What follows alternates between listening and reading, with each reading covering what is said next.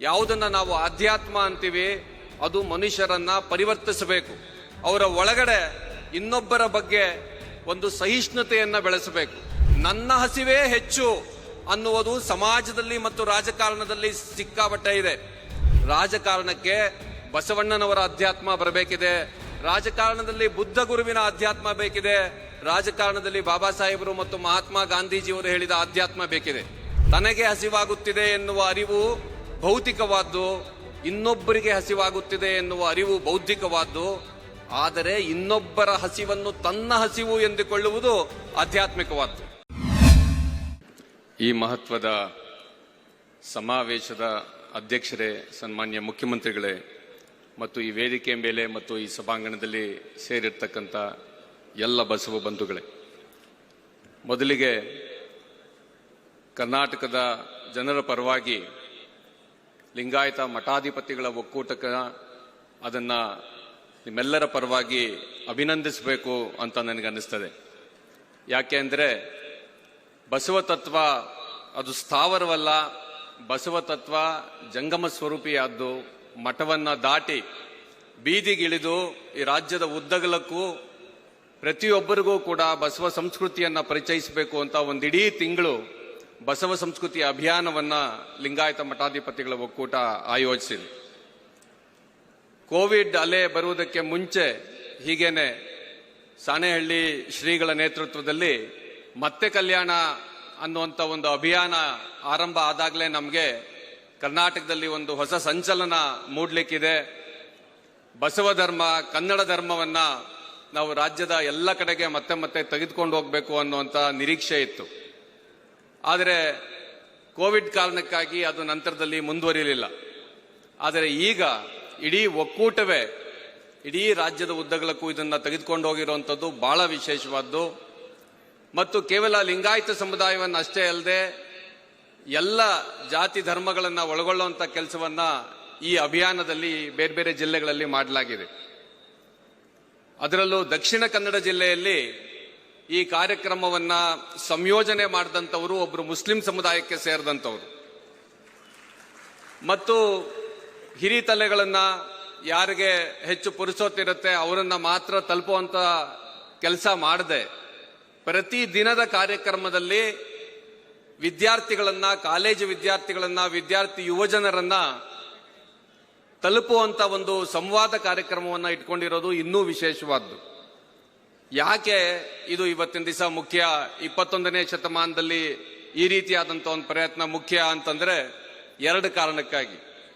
ಒಂದು, ನಾನಾಗಲೇ ಇದನ್ನ ಕನ್ನಡ ಧರ್ಮ ಅಂದೆ, ಪೂಜ್ಯ ಸಾಣೆಹಳ್ಳಿ ಗುರುಗಳು ಕೂಡ ಮಾತಾಡ್ತಾ ಇದನ್ನ ಬಸವ ಧರ್ಮವನ್ನ ಕನ್ನಡ ಧರ್ಮ ಅಂತ ಹೇಳಿದ್ರು. 800 ವರ್ಷಗಳ ಕೆಳಗಡೆ ಇವತ್ತು ನಾವು ಯಾವುದನ್ನ ಕರ್ನಾಟಕ ಅಂತ ಕರಿತಾ ಇದ್ದೀವಿ ಅದು ಒಬ್ಬ ರಾಜನ ಆಳ್ವಿಕೆಯಲ್ಲಿ ಇರಲಿಲ್ಲ, 10 ಅಥವಾ 100 ಪಾಳೆಗಾರರ ಆಳ್ವಿಕೆಯಲ್ಲಿ ಇತ್ತು. ಮತ್ತು ಅವರೆಲ್ಲರನ್ನ ಬೆಸೆಯುವುದಕ್ಕೆ ಇಲ್ಲಿರ್ತಕ್ಕಂಥವ್ರೆಲ್ಲರೂ ಒಂದೇ ಜಾತಿಗೋ ಒಂದೇ ಧರ್ಮಕ್ಕೋ ಸೇರಿದವರು ಆಗಿರಲಿಲ್ಲ. ಅವರೆಲ್ಲರನ್ನ ಬೆಸೆಯುವುದಕ್ಕೆ ಕಬ್ಬಿಣದ ಕಡಲೆಯಂತೆ ಇರುವಂತ ಭಾಷೆಯ ಸಾಹಿತ್ಯ ಸಾಕಾಗ್ತಾ ಇರಲಿಲ್ಲ. ಅಂತ ಒಂದು ಸಂದರ್ಭದಲ್ಲಿ ಈ ನಾಡಿನ ಉದ್ದಗಲಕ್ಕೂ ಇರತಕ್ಕಂಥ ಜನಸಾಮಾನ್ಯರನ್ನ ತಲುಪುವುದಕ್ಕೆ ಅತ್ಯಂತ ಸರಳ ಕನ್ನಡದಲ್ಲಿ ಬದುಕಿನ ಪಾಠಗಳನ್ನ ವಚನಗಳ ಮೂಲಕ ಹೇಳಿದಂತ 100 ಬಸವಾದಿ ಶರಣರು ಕನ್ನಡ ನಾಡನ್ನ ಒಂದುಗೂಡಿಸಿದ್ರು. ಕನ್ನಡ ರಾಷ್ಟ್ರೀಯತೆ ಅನ್ನೋದು ಒಂದು ಉಗಮ ಆಗಿರೋದು 12ನೇ ಶತಮಾನದಲ್ಲಿ. ಇದನ್ನ ಮತ್ತೊಮ್ಮೆ ನೆನೆಯುವಂತ ಕರ್ತವ್ಯ ನಮ್ಮೆಲ್ಲರದು ಆಗಿದೆ. ಆ ಕಾರಣಕ್ಕಾಗಿ ಇದು ಮುಖ್ಯ ಆಗಿದೆ. ಆದರೆ ಅದೊಂದೇ ಕಾರಣಕ್ಕೆ ಮಾತ್ರ ಅಲ್ಲ, ಇನ್ನೊಂದು ಕಾರಣ ಕೂಡ ಇದೆ. ಇಡೀ ಪ್ರಪಂಚದಲ್ಲಿ ಕೆಲವೇ ಧರ್ಮಗಳು ಮಾತ್ರ ಇವತ್ತಿಗೂ ಕೂಡ ಲೌಕಿಕ ಬದುಕಿನ ಬಗ್ಗೆ, ಇವತ್ತು ನಾವು ಏನು ಬದುಕ್ತಾ ಇದ್ದೀವಿ ಈ ಲೋಕದ ಬಗ್ಗೆ ಹೆಚ್ಚು ತಲೆ ಕೆಡಿಸ್ಕೊಳ್ತೇವೆ. ಇನ್ನು ಹಲವಾರು ತತ್ವಗಳು, ಚಿಂತನೆಗಳು, ಧರ್ಮಗಳು ನಾವು ಸತ್ತ ನಂತರ ಏನಾಗ್ತೀವಿ ಅನ್ನೋದನ್ನ ತಲೆ ಕೆಡಿಸ್ಕೊಳ್ತೇವೆ. ಯಾವುದನ್ನ ನಾವು ಆಧ್ಯಾತ್ಮ ಅಂತೀವಿ ಅದು ಮನುಷ್ಯರನ್ನ ಪರಿವರ್ತಿಸಬೇಕು. ಅವರ ಒಳಗಡೆ ಇನ್ನೊಬ್ಬರ ಬಗ್ಗೆ ಒಂದು ಸಹಿಷ್ಣುತೆಯನ್ನ ಬೆಳೆಸಬೇಕು. ಅವರ ಒಳಗಡೆ ಇನ್ನೊಬ್ಬರ ನೋವಿಗೆ ಮರುಗ್ತಕ್ಕಂಥ ಗುಣವನ್ನ ತರಬೇಕು. ಅದನ್ನ ನಮ್ಮ ವಚನಗಳು ತಂದಿವೆ. ಹಾಗಾಗಿನೇ ಒಬ್ಬ ಧೀಮಂತ ಆಧ್ಯಾತ್ಮಿಕ ಚಿಂತಕರು ಹೇಳಿದಂತ ಒಂದು ಮಾತನ್ನ ನಾನಿಲ್ಲಿ ಹೇಳ ಬಯಸ್ತೀನಿ. ಯಾವುದು ಆಧ್ಯಾತ್ಮ ಅನ್ನೋದಕ್ಕೆ ಅವರು ಹೇಳ್ತಾರೆ, ನನಗೆ ಹಸಿವಾಗ್ತಿದೆ ಅನ್ನುವಂಥ ತಿಳುವಳಿಕೆ, ಅರಿವು ಅದು ಭೌತಿಕವಾದ್ದು. ನನಗೆ ಹಸುವಾಗ್ತಿದೆ ಅಂತ ಅನ್ಸುತ್ತೆ, ನನಗೆ ಹೊಟ್ಟೆಲಿ ಏನೋ ಒಂದು ಸಂಕಟ ಆಗುತ್ತೆ, ನನಗೆ ಸುಸ್ತಾಗುತ್ತೆ, ಏನಾದ್ರೂ ತಿನ್ಬೇಕು ಅಂತ ಅನ್ಸುತ್ತೆ. ಇದು ಭೌತಿಕವಾದ್ದು. ಇನ್ನೊಬ್ಬರಿಗೆ ಹಸಿವಾಗ್ತಿದೆ ಅನ್ನೋಂಥದ್ರ ಅರಿವು ಏನಿದೆ ಅದು ಬೌದ್ಧಿಕವಾದ್ದು. ಪಕ್ಕದಲ್ಲಿದ್ದಾರೆ, ಅವ್ರನ್ನ ನೋಡಿದ್ರೆ ಅವರಿಗೆ ಹಸಿವಾಗ್ತಿದೆ ಅಂತ ನನಗೆ ಅನ್ನಿಸ್ತಾ ಇದೆ, ತುಂಬಾ ಹೊತ್ತಿಂದ ಅವ್ರೇನು ತಿಂದಿಲ್ಲ, ಇದು ಬೌದ್ಧಿಕವಾದ್ದು. ತನಗೆ ಹಸಿವಾಗುತ್ತಿದೆ ಎನ್ನುವ ಅರಿವು ಭೌತಿಕವಾದ್ದು, ಇನ್ನೊಬ್ಬರಿಗೆ ಹಸಿವಾಗುತ್ತಿದೆ ಎನ್ನುವ ಅರಿವು ಬೌದ್ಧಿಕವಾದ್ದು. ಆದರೆ ಇನ್ನೊಬ್ಬರ ಹಸಿವನ್ನು ತನ್ನ ಹಸಿವು ಎಂದುಕೊಳ್ಳುವುದು ಆಧ್ಯಾತ್ಮಿಕವಾದ್ದು. ಈ ಆಧ್ಯಾತ್ಮವನ್ನ ಉಣಬಡಿಸಿದ್ದು ಬುದ್ಧಗುರು. ಈ ಆಧ್ಯಾತ್ಮವನ್ನ ಈ ದೇಶದಲ್ಲಿ ಜನಸಾಮಾನ್ಯರ ಕಡೆ ತೆಗೆದುಕೊಂಡು ಹೋಗಿದ್ದು ಬಸವಾದಿ ಶರಣರು. ನಮ್ಮನ್ನ ಈ ದೇಶದಲ್ಲಿ ಮುನ್ನಡೆಸಿದಂತ 20ನೇ ಶತಮಾನದ ಮಹಾನ್ ರಾಜಕೀಯ ನಾಯಕರುಗಳು ಮಹಾತ್ಮ ಗಾಂಧಿ ಮತ್ತು ಬಾಬಾ ಸಾಹೇಬ್ ಅಂಬೇಡ್ಕರ್ ಅವರ ಆಧ್ಯಾತ್ಮ ಕೂಡ ಇದೇ ಆಗಿತ್ತು. ಬಾಬಾ ಸಾಹೇಬ್ ಅಂಬೇಡ್ಕರ್ ಅವರಿರ್ಲಿ ಅಥವಾ ಮಹಾತ್ಮ ಗಾಂಧಿ ಅವರಿರ್ಲಿ, ಪ್ರವಾದಿ ಮಹಮ್ಮದ್ ಅವರಿರ್ಲಿ, ಬಸವಣ್ಣನವರಿರ್ಲಿ, ಇವರೆಲ್ಲರೂ ಕೂಡ ರಾಜಸತ್ತೆಯ ಜೊತೆಗೆ ಅಧಿಕಾರ ಜೊತೆಗೆ ಸಂಘರ್ಷವನ್ನ ನಡೆಸಿದವರು. ಅದನ್ನ ನಡೆಸ್ತಾ ಒಂದು ನಿಜ ಜೀವನದಲ್ಲಿ ಹೊಸ ಆಧ್ಯಾತ್ಮವನ್ನ ಕಟ್ಟಿಕೊಟ್ಟವರು.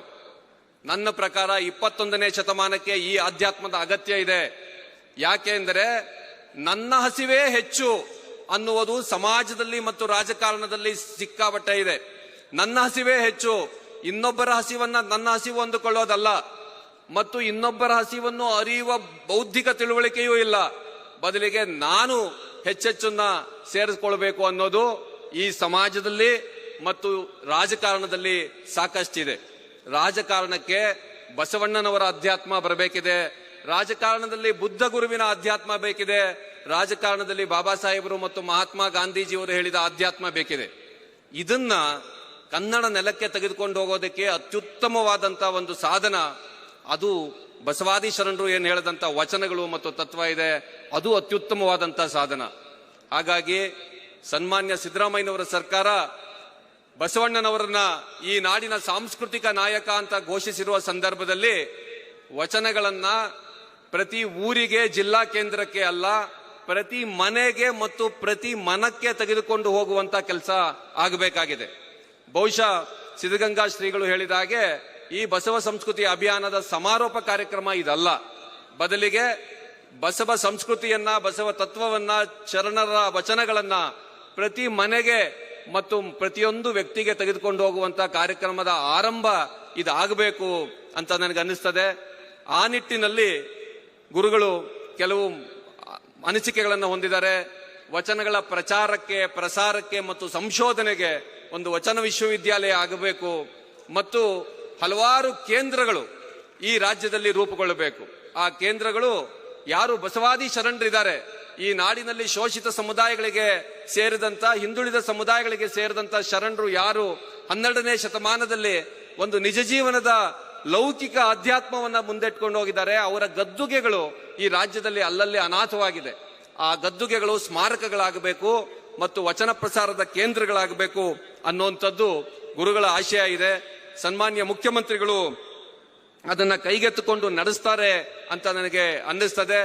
ಆ ನಿಟ್ಟಿನಲ್ಲಿ ಕರ್ನಾಟಕದಲ್ಲಿ ಎಲ್ಲ ಜಾತಿ ವರ್ಗಗಳಿಗೆ ಸೇರಿದಂತವರು ಈ ಕನ್ನಡ ಧರ್ಮವನ್ನ ಅಪ್ಪಿಕೊಳ್ಳುವುದರ ಮುಖಾಂತರ ಮತ್ತು ವಚನ ತತ್ವಗಳನ್ನ ಮನೆ ಮನಕ್ಕೆ ಮುಟ್ಟಿಸುವಂತ ಮೂಲಕ ನಮ್ಮ ಕರ್ತವ್ಯವನ್ನ ನಿಭಾಯಿಸೋಣ ಅಂತ ಹೇಳಿ ನನ್ನ ಮಾತನ್ನು ಮುಗಿಸ್ತೀನಿ. ನಮಸ್ಕಾರ. ಶರಣಾರ್ಥಿ. ಮತ್ತಷ್ಟು ವಿಶೇಷ ವಿಡಿಯೋಗಳನ್ನು ನೋಡಲು ಮತ್ತು ಹೊಸ ವಿಡಿಯೋಗಳ ಬಗ್ಗೆ ತಿಳಿಯಲು ಈ ದಿನ .com ಯೂಟ್ಯೂಬ್ ಚಾನೆಲ್ ಸಬ್ಸ್ಕ್ರೈಬ್ ಮಾಡಿ ಮತ್ತು ಬೆಲ್ ಐಕಾನ್ ಕ್ಲಿಕ್ ಮಾಡಿ.